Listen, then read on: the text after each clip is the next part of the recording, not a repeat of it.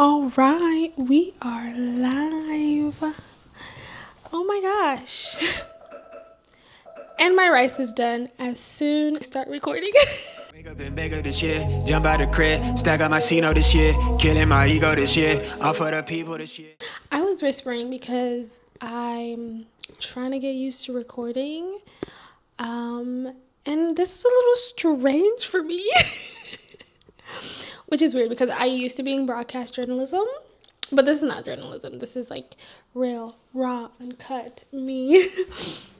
But hey guys, welcome to my first sit down, Candid Confessions, part of the Creative Chronicles saga. First, before we even start, I want to show my jewelry because this is my channel about my jewelry brand, Souri. If you didn't know, now you know. So I'm wearing Swamp Princess. Let me fix it. She's cute. She's fabulous. And I'm wearing Cross Realms. I wanted to wear these earrings. I don't know if you guys seen that. But I'm wearing these earrings because they have an 1111 charm on them. And I'm trying to get all the luck I can get. Hopefully by wearing these earrings, my views on this video will skyrocket. We're praying that into existence. Amen. But this video is what I wish I knew before starting a jewelry business or any business, honestly. But this is for a jewelry and accessory business because that's what I have. I have my notes on my iPad. So if I'm looking down, that's why. These are in no particular order. I just kind of wrote them down as I was thinking about them, and I just organized them with a few bullets that I'm gonna go into. But yeah, no particular order, just off the dome. I'm just a girl. I'm just a girl. But I'm just a girl that started her own business, and I'm trying to find community, trying to help those with the information that I have. This is me trying to fill in the gaps for the girlies and the dudes, whoever happens to see this video. My first, what I wish I knew, and it's kind of a given, but no one really highlights how important it is, and it's something that I definitely struggled with in the beginning, is staying organized. Documenting everything, making sure that you're writing down every piece of information that you learn, every piece of idea that you have, any due dates. It's all important. It's important to make sure you have it in one organized place. Because let me tell you, when I started, I did have a Notion, but I didn't put emphasis in keeping my Notion organized as much as I should have. I had stuff in my notes app. I had stuff in that I would see while I'm out, and I would text to myself. I had a notebook. I had these scattered places that I was keeping information. I didn't keep everything in a centralized location, and that just made everything chaotic. It's so important to keep everything organized. I feel like it's symbolism, kind of with everything being scattered all over the place. My brain was kind of scattered all over the place, and I couldn't remember where I put notes for certain things because I don't know where I wrote it. It could be in the Notes app. It could be in Notion. It could be in Google Drive. Child, I had notes everywhere. Scattered brain. But yeah, truly scattered brain. And once I had everything in a centralized location, and this is not a paid sponsorship for Notion. Although, Notion, if you want to sponsor me, please holla at your girl. I make the cutest Notions, in my opinion. I'm going to show my business Notion right now as I'm talking about it. But it was important for me to have everything in one place. Of course, yeah, still I think it's important to have a notebook that you carry around with you everywhere, just in case you have ideas that come up while you're out and about, because you never know when you're going to get a new idea or when you're going to learn something new. So it's always good to have like a notebook, or to have like a specific note in your phone on the notes app for your business. But make sure all that information that you are writing down in that notebook or in your notes app, whatever, you bring it back and write it in that centralized location for all the documents and all the information that you know that are important to your business, because it gets chaotic, ugly, messy real quick. And you don't want that. Starting a business is a very big task to take on, and so we want to minimize the stress, minimize the chaos, we want a zen brain, so we want to help ourselves, not hurt ourselves. And this is for future Sam too, because you got to get organized and stay organized. Don't start falling back into old ways because I get the tendency to do that, but for that, I have put myself on a schedule. I have reminders on my phone to be like, hey girl, remember to write your notes in your Notion in that brain dump category, or remember to put that expense where it needs to be. I set reminders to keep myself consistent in staying organized. Budget.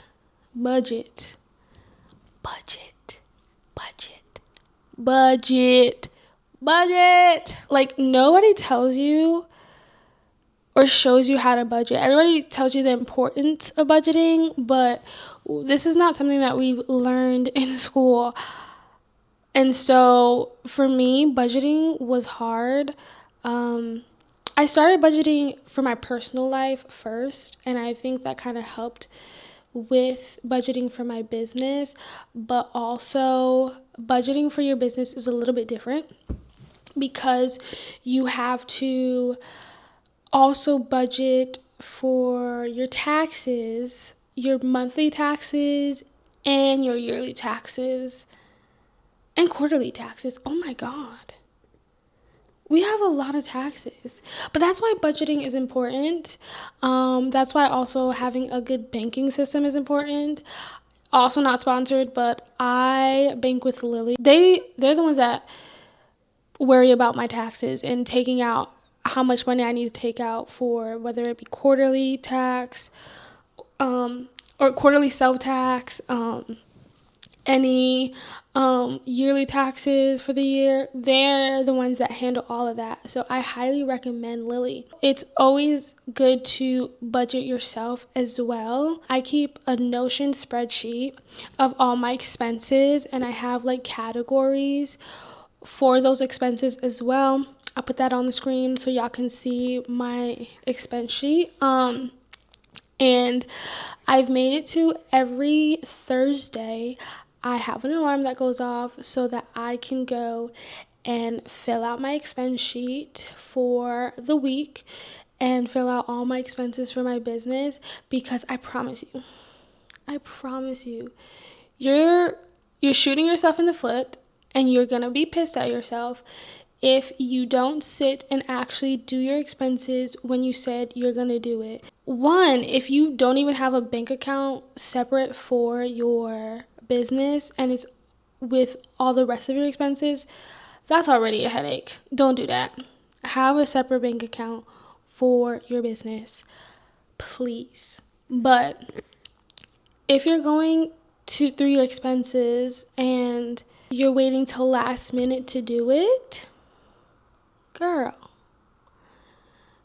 you're going to be so pissed at yourself, because it takes so much more time, because you waited so long. You have to look through everything, what was an expense, in what category, and then you just are not really taking your budget into consideration, and you're overspending more than you should have. Been there, done that. Make a budget, stick to the budget. That kind of segues into my next point. Selling what you have first before buying inventory to make new things. Why I kind of put these two next to each other is because with the budget, you make sure that you're not overspending on inventory or new products that you want to put in your shop. Having your budget forces you to stick to that budget so you're not overspending on new things. Sell first. As a small business, we can get into the trap of wanting to overproduce because it can be hard starting off as a small business and not really having an audience or having traction right off the bat. And so not a lot of people are seeing the stuff that you're making. And I started personally falling into the trap of putting my content out there to showcase my art, showcase my jewelry, my stickers, my accessories, and I wasn't really getting the awareness to my brand. And so I was just like, what else can I make? Or what else can I make to have people, essentially buy from my brand? And I fell into buying more inventory, like beads and chains and different charms to make these new creations. And granted, I love the new creations that I created, but it also causes the problem of I'm spending more than I'm selling. And so making new things is not going to fix the problem of low sales. You have to figure out how to sell your stuff first before making more stuff, because then it's defeating the purpose of, starting a business, because you're putting more money down the drain than you are making it, and that's not what we want. We want to be thriving, successful girlies. So make sure to sell first before producing more things, because I know it's hard wanting people to see your art, see your creations, see your handmade goods, wanting them to love it just as much as you. And it's just, honestly, candid, hard to start a business, especially being someone that is not a influencer or someone that's well known. You're essentially starting from scratch. And there's different ways to do that. Social media is not the only way. I want to do my first small market soon. I've been looking into it. That's one of the projects that I have for this quarter, is figuring out a market for next quarter. But markets are a good way to promote your business too, and that can lead people to going into your online store and buying things from you. So I'm speaking to myself just as much as I'm speaking to anyone out there. If your stuff isn't selling like you want it to, sales are a little bit slow, don't get into the trap of creating more, thinking that you just have to do the right thing that's going to attract people to buy your product. Though your audience just hasn't found you yet, and we just have to figure out, pivot a little bit, and rework our strategies so that we can get the people that we want to our brands to come find us and shop. Don't create one more necklace. Don't create one more product. You have enough. Sell them, like it's always good to keep practicing your craft, making sure that you're creating new things, not to sell, maybe down the line sell when you sell your initial stuff, but you don't want to be constantly making and nobody buying. We have to figure out, what we need to do to market ourselves better so that people can buy our stuff, you know? Because that's the icky part of like being a business owner. Ew. Me, I just want to create cute little things, have people buy them, have people feel good about themselves wearing my stuff. I just want to create art and share them with the community. Having a business, you have to kind of do everything. And so marketing, figuring out strategy, that's all part of it. Celebrate your progress. A slow start is still a start. 10 likes is still 10 people telling you that they love what you're doing and to keep going. The small steps that you're taking is still something worth celebrating. It's huge to like do something for yourself. It's huge to go out on a whim and believe in yourself and to go after something for you that you are passionate about.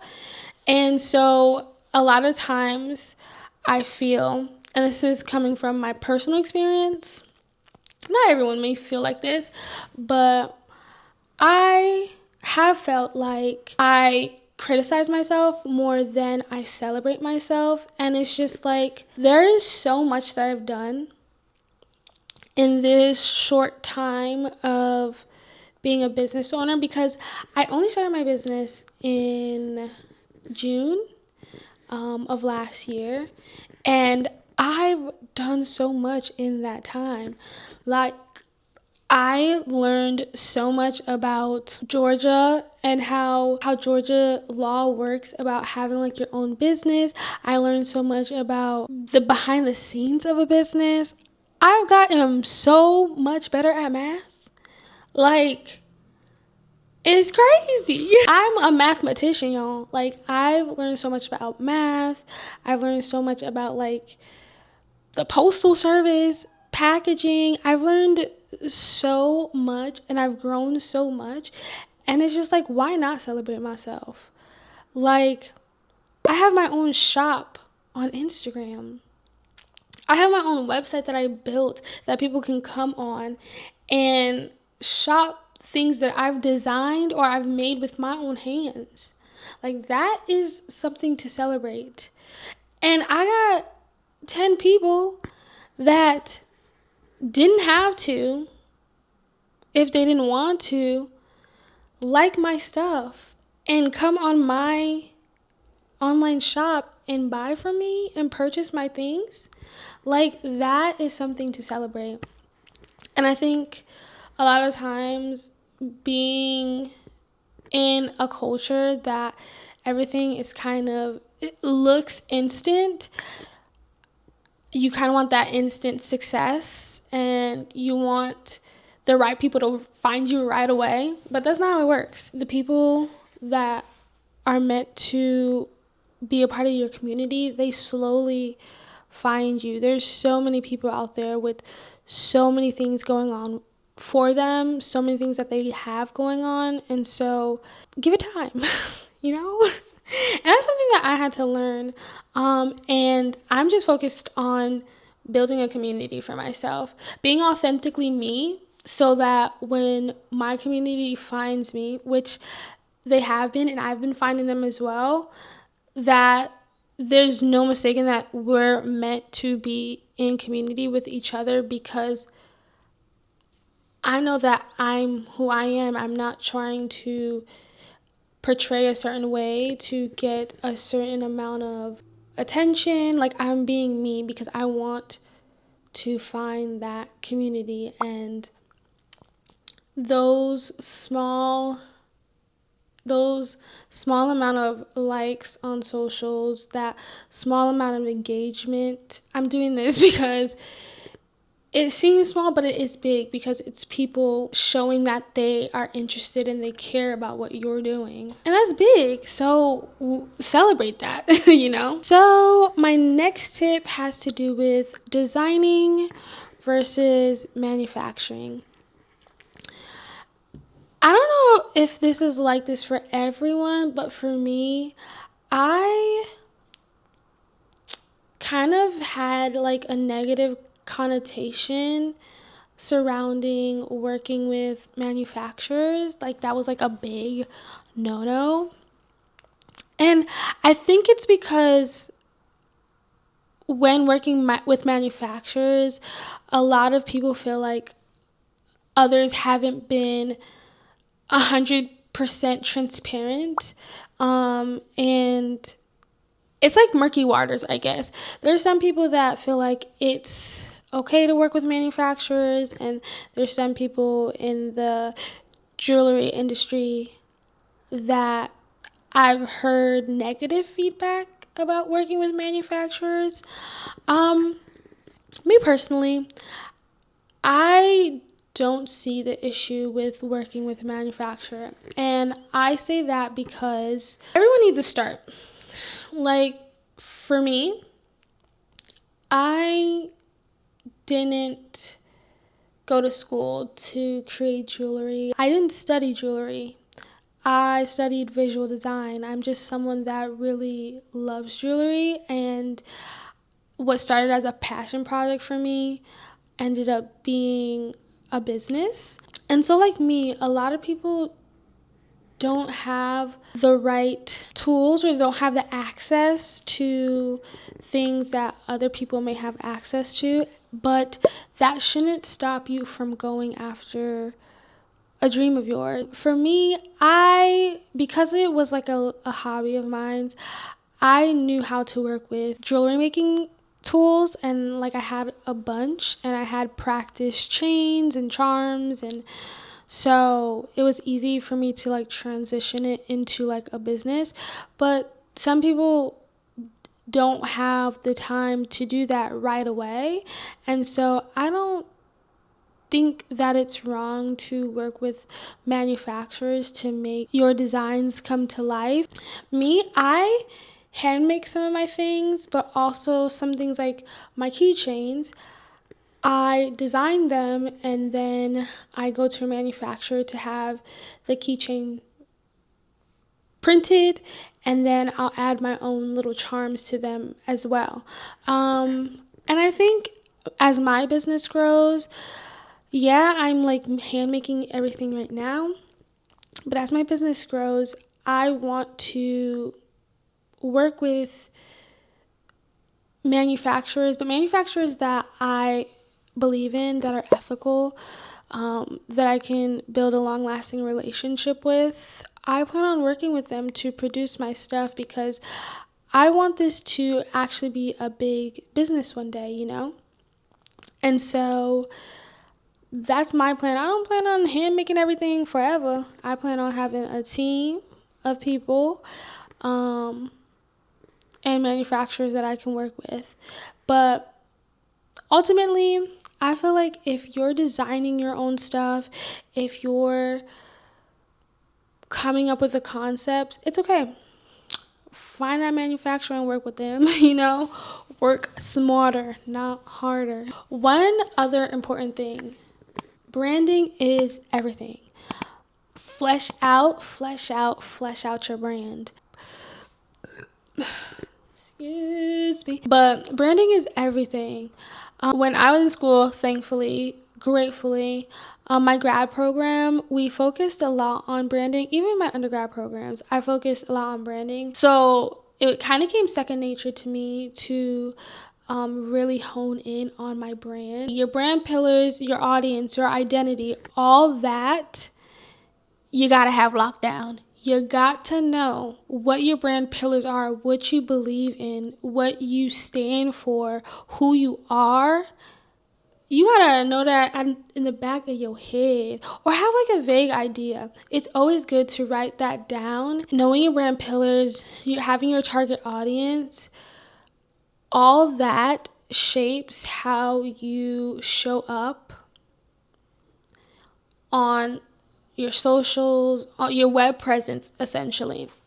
So it's always good to know that. So like when people look at something, they can be like, oh, that's so-and-so's brand. I know, because they could just see it right off the bat because it has that vibe, that je ne sais quoi, you know, that is your brand. So If you don't got nothing else locked down, have that locked down. Know who you are, know what you stand for as a brand. It's so important because then again, going back to community, going back to the people that support you, they resonate with that. They connect with you because of that brand awareness that you have, you know?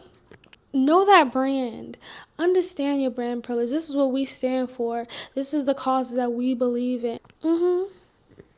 Because that's something I love. A brand that could tell me who they are and what they believe in and are transparent and authentically themselves, I will buy into that brand every time. And that's why it's so important for us to really know that and understand our target audience. It's hard though.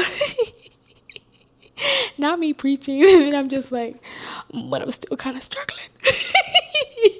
Oh yeah, one thing that I would say, a mistake that I made that I wish I didn't, and if I could go back, I would change. I wish that I had gotten a P.O. box. I got a virtual address from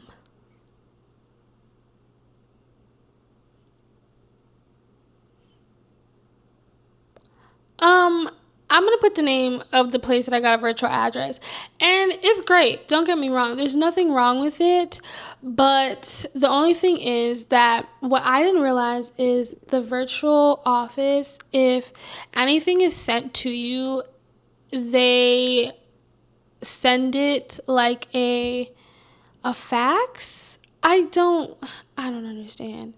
But like a P.O. box, that is yours, you know? You can go and if something is sent to you, to your business, you can go pick it up, bada bing, bada boom, no problem. But with a virtual mailbox, there's no location for me to go pick my stuff up. And so it's crazy because I have a whole stamp for my packaging that I mail my packages with. Like, I just stamp it and it has my virtual address on it. So now if I want to get a P.O. box, I gotta go and remake my stamp. It's really a simple solution, but it's too much for me. I'm gonna eventually do it, but like, if you are trying to decide to get between a virtual address and a P.O. box, like, if you don't want to have like your home address on your stuff, I would say get a P.O. box for sure. 100% get a P.O. box, because now I have a headache of spending extra money that I wouldn't have to have spent if I did a little bit more research. Granted, I did research, but I have decision paralysis, and so like I just like went back and forth 100 times. Initially, I was going to get a P.O. box, but then I got a digital address. Get a P.O. box. Like I said before, stick to routines. Stick to a routine. Have your alarm set.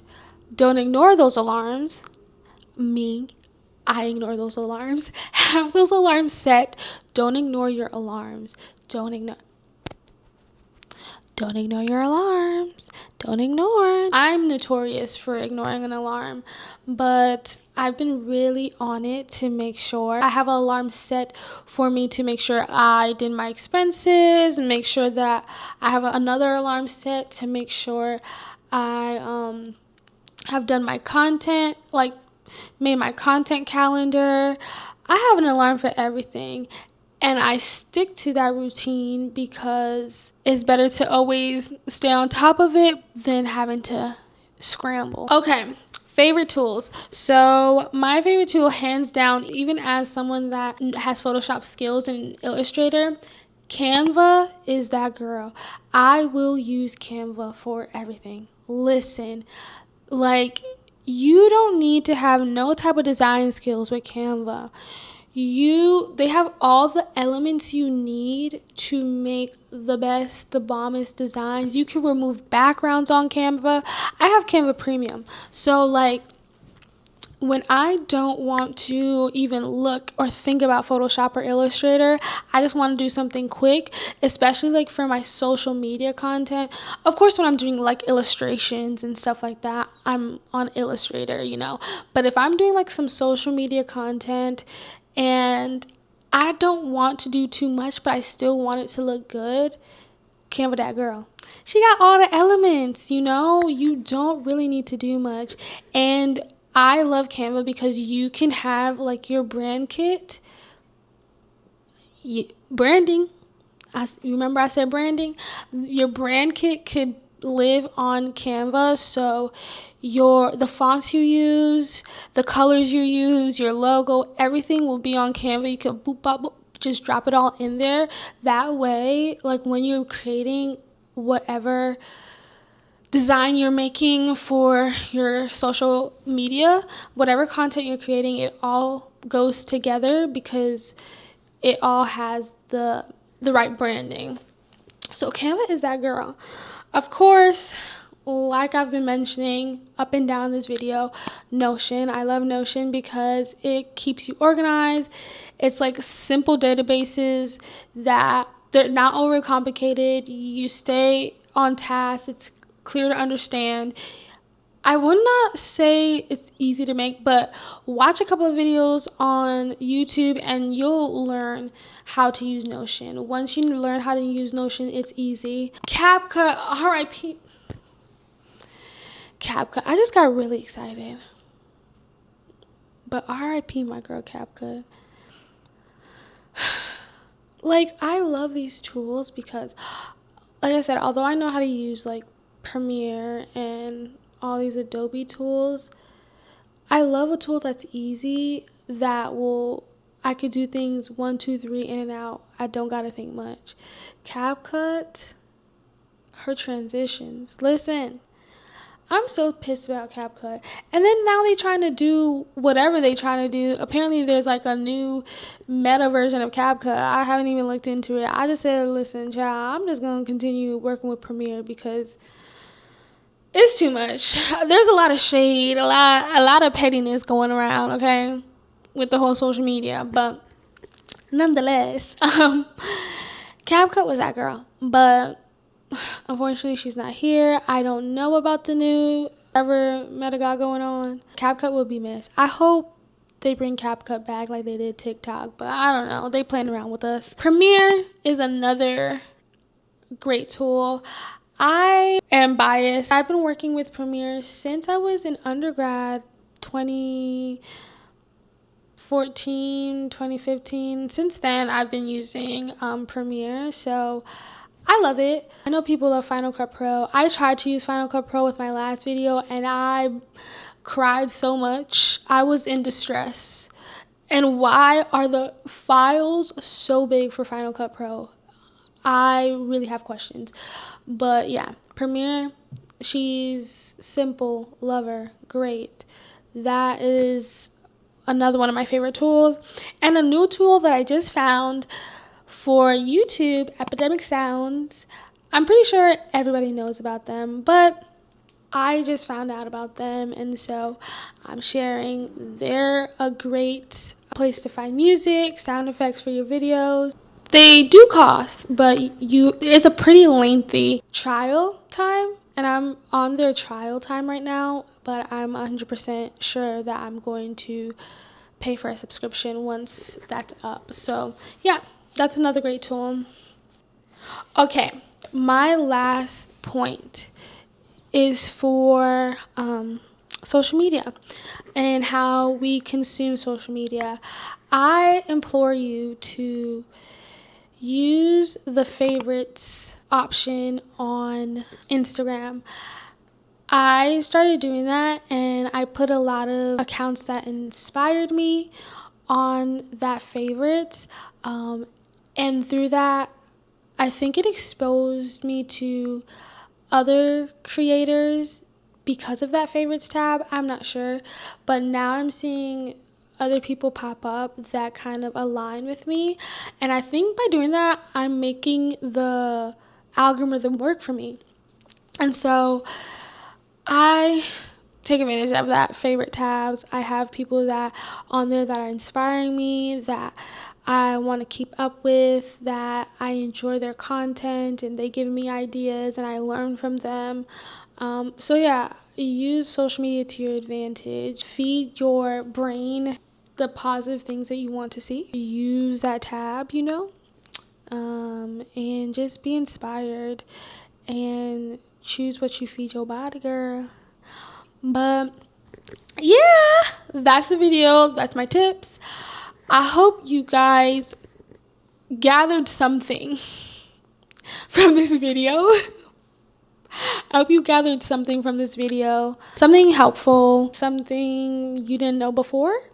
I don't know, but I hope you enjoyed. Let me know what other videos you might want to see. I have a couple of ideas of other video topics, sit downs that I want to do. But yes, hope you enjoyed this, and I will see you in the next video.